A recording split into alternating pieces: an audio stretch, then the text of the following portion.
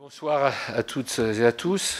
Très heureux de vous accueillir à Voie 15, qui est une magnifique réalisation municipale de transformation de l'ancienne gare de Vaugirard de la petite ceinture ferroviaire en espace utile, différent. En tout cas, nous lancions le 22 septembre dernier, peut-être certains d'entre vous y étaient présents, en mairie d'arrondissement, le commencement d'une très vaste opération de concertation locale dans le cadre de la révision du plan climat de Paris, avec plusieurs objectifs. Alors, il y a le plan climat d'un côté qui nous mobilise beaucoup, et puis le PLU bioclimatique aussi. Alors, ce n'est pas la même chose, mais enfin, il y a quand même pas mal, évidemment, d'interférences et de rapports. Je parlerai principalement, bien sûr, du plan climat. Et tout ça parce qu'il nous semble primordial, bien évidemment, c'est une évidence que je vais énoncer, que les habitants puissent s'approprier les enjeux et l'impact aussi que ceux-ci ont dans leur quotidien par rapport au plan climat, évidemment plus particulièrement dans le 15e, parce que les autres arrondissements mènent aussi ce genre de pratiques. Alors, vous savez que la ville de Paris s'appuie sur ce plan pluriannuel, c'est pourquoi il est tellement important, pour se fixer les objectifs à l'horizon 2030, 2050, 2080. Je vois certains d'entre vous qui sont encore là, d'autres moins. Bon, moi, peut-être que je serai encore là. Peut-être pas comme maire, finalement, mais il faut se projeter dans l'avenir. Hein, et alors, ces objectifs se déclinent dans plusieurs domaines. Rénovation énergétique des bâtiments. Là, on a beaucoup de réunions. On en a une prochainement, d'ailleurs, avec l'ensemble des syndics de copropriété, etc. Et il y a tellement à faire. D'ailleurs, je pense que la loi va y citer davantage, puisque, par exemple, on ne pourra plus louer son appartement si on n'est pas dans les normes nouvelles. La consommation et la production d'énergie renouvelable. Et c'est très important également. Là, je vois, par exemple, nous menons, enfin, c'est un exemple, une immense opération. Il y a beaucoup d'opérations d'urbanisme dans le 15e, hein, notamment une grosse opération sur ce qu'on appelle la plaine de Vaugirard, vous voyez, de l'autre côté du périphérique, cette exception parisienne avec un territoire de 35 hectares quand même, hein, en dehors de Paris, mais qui est dans le 15e, et où nous rénovons l'Aqua Boulevard, qui est, je le dis au passage, la plus grande passoire thermique d'Europe. Je le dis au passage, ça ne vous empêchera pas d'aller vous baigner, même en sortant d'ici ce soir pour vous délasser, mais voilà, nous allons donc rénover tout ça et utiliser par exemple la géothermie. Donc ça, c'est très important, ça va permettre d'économiser énormément. C'est un exemple. Hein. La consommation, la production d'énergie renouvelable, je le disais, la promotion des mobilités décarbonées ou encore de l'économie circulaire, la réduction de la production des déchets, de notre consommation d'eau. Enfin voilà, c'est dans tous ces domaines qu'il faut agir de front et en même temps, si je peux dire. Avec l'action dans ces différents axes, la ville ambitionne d'atteindre la neutralité carbone en 2050. Parallèlement, toute cette concertation que nous menons depuis le mois de septembre a permis de sensibiliser déjà les habitants aux enjeux environnementaux, surtout aux moyens, parce que c'est ça qui compte. Bon, la sensibilisation, je pense que tout le monde l'est, bien sûr, et surtout vous, mais surtout les moyens mis à la disposition des uns et des autres pour que chacun puisse réduire son empreinte carbone et ainsi contribuer à la réalisation de cet objectif de neutralité carbone. Ce n'est que par une action collective, évidemment, que nous parviendrons à atteindre des objectifs fixés. Ces derniers mois ont été également l'opportunité de vous faire contribuer à la révision du plan climat en devenant en quelque sorte co-rédacteur de ce plan qui demain transformera votre vie de quartier avec, par exemple, en tout cas ça c'est un objectif vraiment ambitieux et pour lequel nous allons mettre des moyens, la fin des passoires énergétiques dans les logements privés et publics bien sûr, la généralisation de panneaux solaires, l'accélération du développement d'agriculture urbaine, pour un approvisionnement circuit court, pour une densification de notre alimentation. Vous savez que déjà nous avons la plus grande ferme urbaine en terrasse au monde. Enfin, ce sont les initiateurs qui disent ça, la plus grande ferme au monde. Donc moi je reprends les termes. Sur le toit du hall 6 du parc des expositions. Même si c'est compliqué. Mais enfin voilà, c'est immense. Le succès de cette concertation dont la programmation ici, bon, c'est vrai, est très aboutie hein, par rapport notamment aux autres arrondissements. Mais enfin voilà, on s'est fixé cette priorité. Ça repose sur la mobilisation des habitants pour chacun des événements qui sont organisées dans l'arrondissement, bien sûr, aussi au niveau parisien. Dans la réunion publique de lancement, déjà, nous avons pu aborder les sujets de la précarité énergétique lors de l'Agora de l'énergie, de l'économie circulaire et de la gestion de l'eau lors du village du climat, des mobilités des déchets et de tant d'autres sujets au cours des 2 marches exploratoires, et aujourd'hui de l'alimentation. Et là, je me retourne vers vous, visage sympathique et connu de nos services, puisque nous avons déjà eu l'occasion de travailler ensemble il n'y a pas si longtemps, avec la collaboration de Casaveg, une nouvelle entreprise de restauration, enfin l'alimentation du 15e, qui promeut une alimentation sans viande et que vous découvrirez dans quelques instants. Je remercie Odile Castagnet et toute son équipe, qui est venue nombreuse ici ce soir, pour son implication et je dirais son professionnalisme, enfin d'après ce que j'ai pu en voir jusqu'à présent, on verra la suite, dans l'organisation de cette réunion. Merci également à l'équipe de Voie 15 pour son accueil dans ce lieu historique, je le disais au début de mon propos, cette ancienne gare qui est restée longtemps désaffectée, le long de la voie ferrée, que nous avons transformée, ça aussi, c'est un exemple, et ça tombe bien que ce soit ici ce soir, en promenade végétalisée, en coulée verte, et qui d'ailleurs sera un tronçon, le tronçon principal peut-être, de cet grand arc vert structurant que j'ai lancé au début de mon premier mandat dans le 15e, une boucle de plus de 8 km végétalisée, c'est-à-dire pour relier les parcs Brassens à Citroën, et vous avez vu qu'on a fait aussi des travaux de revégétalisation du parc Brassens, qu'on a augmenté aussi le parc Citroën d'1 hectare, et que donc il y a cette coulée verte pour relier les deux. D'ailleurs, nous allons encore, dans quelques semaines, je crois, ou quelques mois à peine, terminer la liaison du côté parc Georges Brassens. Il restait 600 mètres pour relier vraiment, à partir du tunnel, vous voyez, le tunnel qui est quand même un obstacle, jusque ce qu'on appelait le débarcadère aux chevaux du parc Brassens, lorsque c'était les abattoirs de Vaugirard. Et nous allons pouvoir passer enfin sous le tunnel, qui va être réaménagé à cette fin, ce qui fait que ça évitera de remonter par des ascenseurs qui ne fonctionnent pas. Enfin, aujourd'hui, fonctionnaient comme par hasard. Il faudra que je vienne plus souvent. Et puis, de remonter au-dessus, de passer au-dessus de la rue de Danzig, etc., de redescendre. Donc ça, c'était pas parti. On pourra continuer directement sous le tunnel et puis accéder ainsi au parc Brassens devant le théâtre Sylvia-Montfort. Donc voilà, là, ce sera vraiment lié. Alors, de l'autre côté, je ne désespère pas d'avoir un accord avec la SNCF. C'est toujours très compliqué de travailler avec la SNCF, comme avec d'ailleurs toutes les organisations publiques par public. Mais une fois qu'on aura terminé ce côté-là, Brassens, il restera quelques centaines de mètres pour relier la Ballard au parc Citroën. C'est plus compliqué parce que la SNCF a besoin de quelques centaines de mètres pour faire le retournement des rames du RERC qui passent là. Donc en fait, on pourra aller de Ballard jusqu'au pont rail qui est au-dessus de la rue Florian-Delbarre, je ne sais pas si vous voyez, c'est pas une athéro, mais bon, c'est pour juste vous situer, et qui est donc, on aura, la SNCF nous rétrocédera les quelques centaines de mètres qui restent là, où il y a des dépôts de traverse, enfin de chemin de fer, et on pourra, enfin c'est l'objectif, redescendre de ce pont par une espèce de petite traversée verte, qui nous amènera jusqu'au parc Citroën, côté parc Eugénie Gendy, c'est-à-dire ce qu'on appelait le Jardin Noir, où il y a le monument OPEX en ce moment, vous voyez. Et donc il y a une entrée là, donc ça permettra de relier. Enfin voilà, excusez-moi de cette digression. Mais vous voyez, je parlais de cette boucle de 8 km parce que là, on continue sur les quais de Seine, les 3 km 2 de quais de Seine, avec la rénovation des 4 ports du 15e, l'aménagement en promenade piétonne de 6 mètres de large, pavé éclairé du quai de Seine, jusqu'à Birakem. Et là, on remonte par l'enceinte des fermiers généraux, Grenelle, Garibaldi, Pasteur et Vaugirard. On a déjà réaménagé boulevard Pasteur et boulevard Vaugirard. On a supprimé les parkings et puis on a fait une végétalisation. Et il nous reste à végétaliser en gros de la place Cambronne jusqu'à la Seine. Voilà. Et on aura cette boucle, et qui aboutira à Montparnasse d'ailleurs, puisqu'on a revégétalisé aussi, et on a débarrassé de ces motos là, le boulevard de Vaugirard, sur la rénovation totale de la dalle Montparnasse, si je peux dire, sur 9 hectares, avec destruction, reconstruction de la tour Montparnasse, bientôt, pas l'année prochaine, peut-être après, une tour différente, même végétalisée, etc. Moi, je voudrais qu'il n'y ait pas de tour du tout, qu'on puisse avoir un jardin à la place, mais on m'a dit, bon, si tu as 500 millions, d'accord, tu les donnes, et puis on fait un jardin. Je ne les ai pas, et on ne peut pas faire la quête là, parce que je pense qu'on n'y arrivera pas. Encore que, je ne sais pas, je ne connais pas vos fortunes personnelles.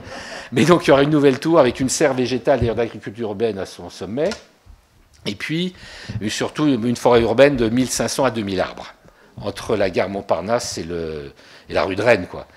Et puis, on passe d'un urbanisme sur dalle, qui n'a jamais fonctionné, puis qui est bétonné de partout, à un urbanisme sur rue, avec donc des plantations d'arbres, un nouveau quartier, etc. Voilà. Donc, c'est ça, cette boucle de 8 km 2 qu'on appelle l'arc vert structurant. Alors, revenons au changement climatique, quoi qu'on n'en est jamais sorti. Sujet central qui doit dorénavant guider toutes nos politiques publiques, hein, vraiment dans toutes les politiques publiques, quelles qu'elles soient, que ce soit le scolaire, l'urbanisme ou autre, les transports, la circulation, l'aménagement urbain, la voirie. C'est un objectif qu'à chaque fois nous dessinons sur chacune de nos politiques. Et puis aussi vis-à-vis des enfants, je parlais du scolaire, c'est vrai, il faut accélérer les initiatives. Des ateliers pour enfants sont organisés en mairie. Je le dis pour ceux qui pourraient leurs enfants, chaque mercredi jusqu'au 21 décembre. Il vous reste 3 jours. Bon, voilà, à peu près. Enfin, en tout cas, déjà près de 500 enfants de 7 à 14 ans ont pu être sensibilisés à l'un des enjeux de la révision du plan climat. Voilà, quant à vous, vous pouvez aussi partager vos idées, et on les attend, sur le site décider.paris.fr, ouvert jusqu'au 31 décembre. La dernière réunion publique de cette opération est prévue demain à 18h. Vous voyez, au siège sans désemparé, dans une salle de la piscine Blomet, pas dans la piscine, hein, encore que vous pouvez amener vos maillots de bain, puisqu'on a rénové la piscine Blomet, qui est absolument formidable maintenant, avec une toiture ouverte, transparente, etc. Enfin, vraiment, c'est une belle piscine, vous pourrez la visiter. Et n'hésitez pas à vous y baigner, peut-être pas demain, parce que demain, vous avez du boulot, c'est pas pour vous amuser, c'est pour la réunion publique décider.paris.fr, pour partager vos idées, et pour évoquer les enjeux, c'est aussi autour de l'eau. Voilà, c'est un atelier eau. Donc voilà, on a essayé de faire très large dans cette concertation, en essayant d'évoquer, pas tous les sujets, mais enfin beaucoup de sujets, beaucoup de lieux de l'arrondissement. Alors on s'engage, et en engageant autant que faire se peut les habitants dans l'effort commun que nous devons consentir. Ça ne peut être qu'un effort collectif, prise de conscience et action pour atteindre nos objectifs environnementaux. Pour cela, et pour terminer, je vous propose d'ouvrir en 2023 ce qu'on pourrait appelé l'Agora de la transition, lieu d'échange et de rencontres, j'allais dire permanents, mais aussi d'exposition, d'informations sur tous les sujets qui auront été abordés au cours de cette longue concertation, mais ça ne va pas s'arrêter voilà, le 31 décembre, le jour dit, il faut que ça continue. Les remontées des habitants sont assez nombreuses, assez claires, et il faut y répondre. Je pense que ce nouvel espace de concertation, de discussion, de dialogue permettra peut-être d'y répondre. Véritable maison témoin, si je peux dire, qui présentera des solutions transposables chez soi aussi pour réduire son empreinte carbone et sa facture énergétique. Donc voilà. Maintenant, on souhaite vous associer à tout ça, mais je vais laisser l'équipe, j'ai été trop long, de Casaveille vous présenter les enjeux de l'alimentation sur l'environnement et notre santé, avec notamment un atelier de dégustation que vous avez tenu dans la fête des animaux d'ailleurs. Oui, on était déjà présents. Mais je me souviens aussi que vous étiez à côté du stand de nourriture avec des insectes, oui. Et que j'ai plus le souvenir des insectes qu'on m'a fait ingérer de force. C'était délicieux, je vous encourage à faire aussi les sauterelles grillées, tout ça c'est super, et les vers de terre. Mais donc là, il ne s'agit pas de ça, je vous rassure tout de suite, sinon tout le monde va partir de la salle. Non, c'était le stand voisin, ce n'était pas le vôtre. Et puis à l'issue de ces échanges, après l'atelier de dégustation, second opus de Cyril Dion après-demain, qui sera projeté à l'issue de ces réunions. Merci d'être venus si nombreux ce soir. C'est un signe encourageant d'une prise de conscience collectif quant à l'urgence climatique à laquelle nous faisons face. Merci à tous, merci de m'avoir écouté.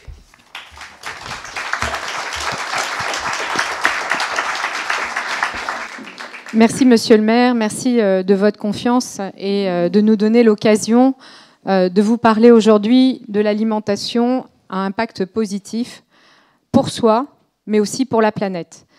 En quelques mots, Odile Castagnier, je suis la fondatrice de Casaveille et je suis entourée de toute mon équipe ce soir pour vous faire partager cette envie d'avoir en tête que finalement, la terre que nous occupons, elle ne nous appartient pas, mais elle appartient à nos enfants. Et on se doit, je pense, aujourd'hui, de transmettre un certain nombre de choses que l'on tient souvent de nos aïeux, qui est l'alimentation équilibrée, variée, et de retrouver du bon sens, le bon sens qu'on a perdu depuis quelques années. Il se trouve que j'ai eu la chance de rencontrer ma grand-tante et de passer de nombreux moments avec elle, et elle m'a appris à cuisiner. Elle était née en 1891 et je peux vous assurer que j'ai appris à cuisiner des lentilles, des pois cassés, des haricots blancs et de manger un petit peu moins de viande. Alors pour démarrer, quelques chiffres, pas trop longtemps, mais surtout, et je partage l'avis du maire.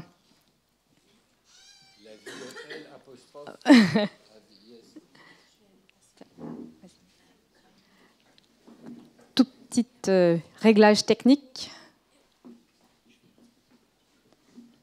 On va laisser tomber. Ce que je voulais vous dire, c'est que c'est les petits ruisseaux qui font les grands fleuves.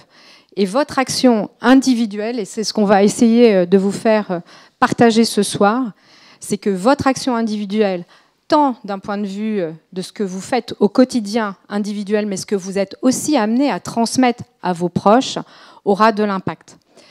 Alors, de quoi parlons-nous? Je crois qu'aujourd'hui, il n'y a plus de doute sur le fait qu'on est dans un changement climatique. Pas des épisodes de météo avec des épisodes extrêmes, mais réellement un changement climatique qui s'opère. On a aujourd'hui une augmentation de la température en France de 2,3 degrés depuis 100 ans. Pour vous souvenir de ce qui s'est passé au moment de la fin de l'âge de glace, et on a perdu énormément d'espèces, notamment le mammouth. Pour tous les jeunes, l'âge de glace est un très beau film animé que les enfants adorent. C'était simplement 2 degrés. Et en France, on est avec une augmentation de la température sur 100 ans 2 fois plus important que les autres pays européens. Donc je pense qu'aujourd'hui, en France, on a un certain nombre d'actions à mettre en œuvre très rapidement. Et la bonne nouvelle, c'est que l'alimentation, eh bien, c'est le premier poste sur lequel, aujourd'hui, on a un impact. On consomme 2,6 tonnes de CO2 par an, par habitant. C'est le premier poste de consommation carbone. C'est notre première empreinte carbone. Alors, bien évidemment, on ne va pas s'arrêter de manger du jour au lendemain. C'est un poste sur lequel on ne peut pas revenir. Mais en revanche, on peut changer des habitudes alimentaires, et c'est ce qu'on va essayer de vous faire partager ce soir. C'est qu'est-ce qu'on peut faire tous les jours au quotidien, ou en tout cas sur une logique d'une semaine, pour avoir une empreinte carbone moins importante. L'autre point quand même sur l'alimentation, c'est le gaspillage.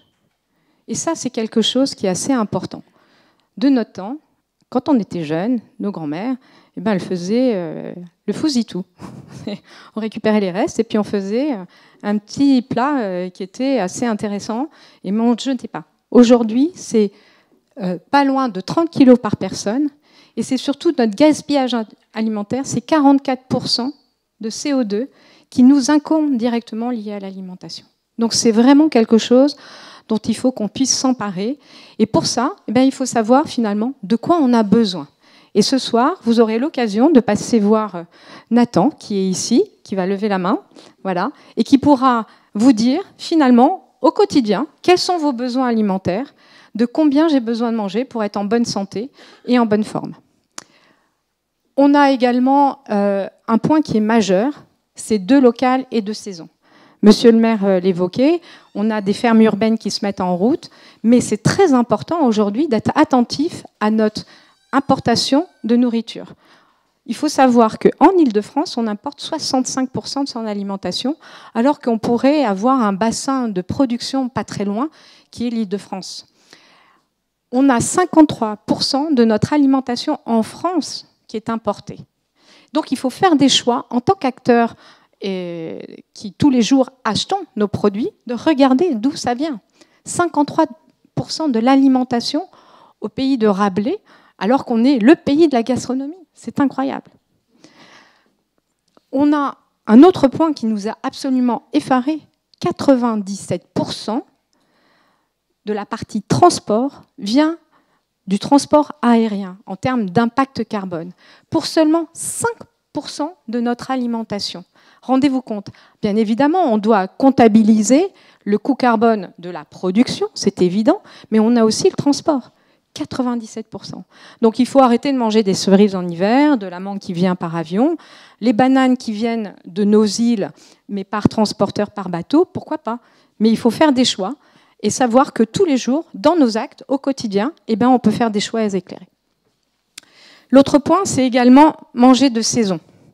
Alors, on est tous dans une assemblée où on connaît peut-être encore le rythme des saisons et des légumes, mais il faut absolument le transmettre à nos jeunes. Non, la courgette, en décembre, il n'y en a pas. Ça n'existe pas. Voilà. En revanche, on a des blettes. Vous allez pouvoir en redéguster ou les redécouvrir, si vous voulez, ce soir. Du topinambour, on vous a fait des petites chips de topinambour. Voilà, des légumes racines, qui sont des légumes qu'on a dit oubliés pendant un temps, mais que nos grands-parents connaissaient très bien et appréciaient et sont très goûteux. Donc, de saison, parce que finalement, le plus gros coût carbone, c'est la production sous serre.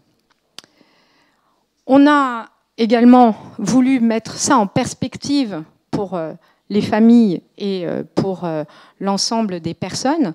Finalement, on pourrait suivre une règle qui est assez simple, les 3 V. Alors, ce n'est pas nous qui l'avons inventé, c'est un monsieur qu'on a eu la chance de rencontrer et qui nous suit. C'est Anthony Fardet, qui est chercheur en nutrition, santé, qualité de vie, qui est chercheur à l'INRA à Clermont-Ferrand, qu'on a rencontré et qui a élaboré cette loi qui est finalement ni plus ni moins que du bon sens. Vrai. Quand on parle de vrai, c'est l'aliment dans sa logique de naturalité. C'est-à-dire qu'il faut arrêter l'ultra-transformation de nos produits, de passer d'une alimentation à de l'industrie agroalimentaire à outrance.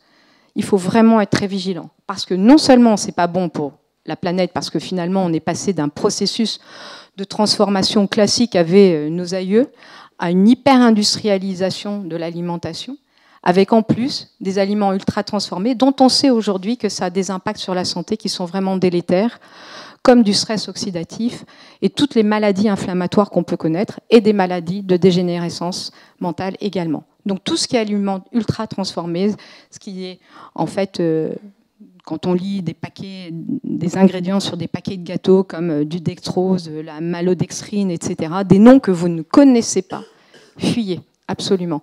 Alors on peut en manger de temps en temps, on peut aller encore acheter un paquet de BN à ses petits-enfants, ce n'est pas le sujet. Le tout, c'est de ne pas en manger de trop. Le tout, c'est la sobriété en tout. L'autre point, c'est que ça a un impact également forcément carbone, puisqu'on est passé d'une transformation de l'industrie agroalimentaire à une hyper-industrialisation, et donc forcément, on travaille avec des usines, ça a besoin de bâtiments, d'énergie, etc. Donc on sait qu'aujourd'hui, de réduire sa consommation d'ultra-transformation permettrait d'économiser 5800 gigawatts par an. Varier. L'autre point est assez simple, c'est retrouver une agriculture avec une rotation des sols pour faire en sorte que nos campagnes retrouvent de la richesse. On estime que 30% des sols sont pratiquement morts en France parce qu'il n'y a plus de vie du fait de l'intensification des cultures et d'un certain nombre d'intrants qui ont finalement permis de ne plus avoir cette culture et qui fait de la rotation de culture. Enfin, et c'est notre thème, plus de végétal. Quand j'ai souhaité fonder Casaveg, je me suis dit, mais comment on fait pour permettre à tous ceux qui travaillent, aux mamans, à tout le monde, de mettre plus de végétal? Parce que finalement, faire cuire un steak, ça va assez vite, mais commencer à éplucher les carottes, etc., c'est un peu plus long. Donc c'était ça l'idée de départ de Casaveg, c'était réintroduire plus de végétal. Et là, on vous a mis le coût carbone, et la viande, ça coûte très cher en carbone. Non seulement ça coûte très cher, tout court, mais en plus ça coûte très cher en carbone. C'est 12 kilos de CO2, et c'est des moyennes par habitant pour une personne de 75 kilos. Pourquoi ça coûte si cher en CO2 ? Parce que d'abord, pour faire 1 kilo de viande, on doit utiliser des terres agricoles pour avoir un certain nombre d'alimentations qui vont permettre de nourrir nos bêtes. 70% de nos terres agricoles sont consacrées à produire de l'alimentation pour le bétail. 70%. Et derrière, bien évidemment, ces bêtes, très souvent, malheureusement, 86% de l'élevage aujourd'hui est en élevage intensif, sont dans des hangars chauffés, et donc c'est un coût carbone non négligeable. Pour vous donner un petit chiffre, on abat en France 1 milliard de bêtes par an. Je dis bien 1 milliard, hein, je ne compte pas les escargots, je vous rassure. Voilà. Donc, on consomme 3 fois trop de viande, 86 kilos de viande par an par personne, alors que le PNNS, qui est le plan établi par le ministère de la Santé, recommande 23 kilos. Donc, on en consomme trop. C'est non seulement pas bon pour la santé, et c'est pas bon pour l'environnement. Pour la santé, on estime que 140 000 décès sont imputés directement à des maladies cardiovasculaires qui sont liées à des excès de consommation de viande, de charcuterie, de plats trop gras ou trop sucrés. Enfin, on a essayé de vous mettre en perspective un certain nombre de choses et vous montrer que vos gestes individuels ont de l'impact. Alors, on vous conseille 2 choses. Mangez des lentilles et faites du vélo. Mais en même temps, parce que finalement, quand on économise des trajets en voiture, on a mis quelques chiffres, 10 km en voiture, c'est 2 kg de CO2 économisés. Mais par contre, si vous réduisez votre consommation de viande, vous économisez 6 kg, et si vous mangez des lentilles. Alors souvent, on entend dire « Ah, mais si je ne mange pas de viande, je vais avoir des carences, qu'est-ce qui va m'arriver, etc. » Alors on va y venir, bien évidemment, pour vous rassurer autour de ça. Alors le régime flexitarien, donc j'y reviens, c'est ne se priver de rien, mais réduire des quantités. Il est très important de se rappeler que le monde végétal apporte énormément de solutions. Il y a 3000 variétés de légumes en France. Il y a 52 races en termes de viande. Voilà. Donc, n'hésitez pas à aller voir peut-être des petits producteurs. Je crois qu'il y a une personne qui a une AMAP qui est là ce soir. Allez voir, voilà, retrouver, voir nos agriculteurs et allez leur dire, nous on veut bien des nouveaux légumes ou des légumes anciens. Important, c'est les protéines végétales. Alors, pendant des années, on a eu en tête qu'il fallait manger de la viande. Et oui, je vous rappelle, et beaucoup d'entre vous ont connu cette période-là, peut-être, ou l'ont en tête, post-guerre, après les tickets de rationnement, il était important d'avoir tous les jours dans son assiette un morceau de viande. Et oui, c'était important dans la logique de reconstruction du pays. Mais en fait, ce n'est pas nécessaire, vraiment pas. Parce qu'en fait, aujourd'hui, on a redécouvert que oui, dans les légumes oubliés, dans les céréales et dans les légumineuses, il y a des protéines. Et on a souvent entendu que c'était les protéines du pauvre. Mais non, ce n'est pas les protéines du pauvre. En plus, les protéines qui viennent des légumineuses, elles vous apportent de l'énergie, des fibres, un certain nombre de choses. Et on vous a mis le taux de concentration des protéines par type de céréales ou de légumineuses. Donc, oui, par exemple, si vous regardez, entre le quinoa et l'œuf, il y a match. Hein. Voilà, vous pouvez manger du quinoa. Il y a du quinoa qui est produit en France, dans le Berry. J'en connais 2-3 agriculteurs qui font du très bon quinoa français. Quand on prend des pois chiches, ben on a 20 grammes par 100 grammes par rapport au poulet. Et en même temps, le pois chiche, c'est bien parce que ça vous apporte un peu d'énergie. Donc, c'est vraiment très intéressant. Et en plus, on peut faire des combinaisons. Parce que, par exemple, quand on mange un tagine végétal avec des céréales et du blé complet et puis du pois chiche, ben là, c'est trop bien. On a tout ce qu'il faut. Voilà. Alors, les légumineuses, céréales, noix, graines, c'est bon, ça apporte de la biodiversité pour les sols, des protéines, de l'énergie, des bons ratios d'oméga 3, ça c'est très important. Ça vous apporte de la satiété et du bien-être. Sachez qu'on prend également la parole en entreprise pour parler de la performance intellectuelle liée à son alimentation. Et Hélène, qui sera là ce soir et qui pourra vous en parler si ça vous intéresse, on explique comment ce que l'on mange influence vos décisions et fait en sorte que vous vous sentez bien ou audacieux en fonction de ce que vous mangez. Parce qu'en fait, à partir du moment qu'on va détruire un certain nombre de nutriments, on va doper des hormones qui vont faire qu'on va être en bonne forme, à la fois physique, mais également mentale. Alors, juste pour vous rappeler et pour remettre un autre chiffre pour que vous les ayez bien en tête et vraiment vous persuader que tous les jours, vous pouvez avoir de l'action et que votre assiette peut être votre premier acteur de votre transition écologique. Et c'est facile parce qu'effectivement, monsieur le maire fait beaucoup de choses pour la rénovation de l'habitat. Ça nécessite des dossiers qui sont longs et lourds, mais on y arrive. Mais vous, au quotidien, tous les jours dans votre assiette, vous êtes acteur de ce changement climatique. Un repas à base de viande, c'est 6 kg de CO2, alors qu'un repas végétarien, eh bien, c'est que 0,5 kg. Alors, il faut de tout et de la variété. Enfin, juste pour vous parler de ce que nous proposons, on a essayé de mettre dans un bocal l'ensemble des nutriments dont on a besoin pour un repas équilibré. À partir de là, on a l'énergie qui est apportée avec les céréales, les protéines sont apportées par les légumineuses, des lipides apportent huile et noix, les vitamines et fibres par les légumes.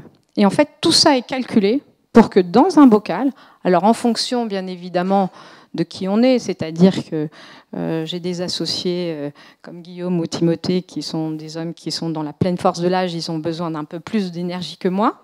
Donc on a 2 tailles de bocaux, mais ça permet vraiment d'avoir l'ensemble des nutriments dont on a besoin. Et quand on n'a pas envie de cuisiner, c'est génial.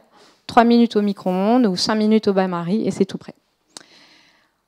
On apporte également tout ce qui est protéines végétales. Et vous voyez qu'on a une somme de protéines végétales vraiment intéressante. Et on va vous faire déguster un certain nombre de choses ce soir pour éveiller vos papilles et briser certaines idées reçues, par exemple comme du tofu. Le tofu, ça se cuisine. On va vous faire redéguster des légumes oubliés, comme des blettes, du topinambour, donc différentes choses pour vous faire redécouvrir ces goûts de légumes oubliés. Dernière chose, on a calculé nos plats végétariens avaient 9 fois moins d'impact lié à un certain nombre de choses, contenants recyclables, mode de production locale, puisque monsieur le maire l'a souligné, notre point de vente est dans le 15e, mais notre labo est également dans le 15e, et ça fait plus de 30 ans que j'habite le 15e. Voilà, et pour finir, l'effet papillon, vous l'avez compris, ce sont les petits ruisseaux qui font les grands fleuves. Donc, on vous a remis ici quelques chiffres pour vous, si vous limitez sur une semaine et si vous enlevez simplement 3 repas à base de viande, votre empreinte carbone sur une année, vous allez gagner une demi-tonne carbone. Aujourd'hui, l'empreinte carbone d'un habitant français, c'est 9 tonnes. L'objectif, c'est 2 tonnes à horizon 2050. Donc, c'est des petits pas qui vont faire en sorte que derrière, on va réussir à arriver. Et si on se positionne d'un point de vue d'une entreprise, c'est 200 collaborateurs, c'est 98 tonnes qui sont économisées. Voilà. Merci de votre attention. On est ravis de vous faire ce soir déguster un certain nombre de choses. Vous avez 2 buffets. Vous aurez à vos dispositions également Hélène, qui sera là pour vous faire un quiz autour de l'alimentation, un jeu si vous avez envie de tester vos connaissances autour de l'alimentation ou des légumes oubliés ou de la partie alimentation durable. Nathan, qui est là, qui peut établir pour vous votre profil métabolique. Guillaume se tiendra à votre disposition également pour parler nutrition. Guillaume est ingénieur agro-santé également. Et puis Timothée, avec le reste de l'équipe, pour vous régaler. Et on va vous faire découvrir des choses que vous n'avez peut-être pas mangées depuis quelques années ou des choses que vous n'avez pas encore mangées. Voilà. Très bonne soirée. Merci de votre attention. Et n'oubliez pas le film à la fin. Et en partant, la mairie de Paris, la mairie du 15e vous offre un set de couverts réutilisables pour aller aussi dans cette logique de contenants réutilisables. C'est les petits gestes au quotidien qui font en sorte qu'on y arrivera. Merci de votre attention.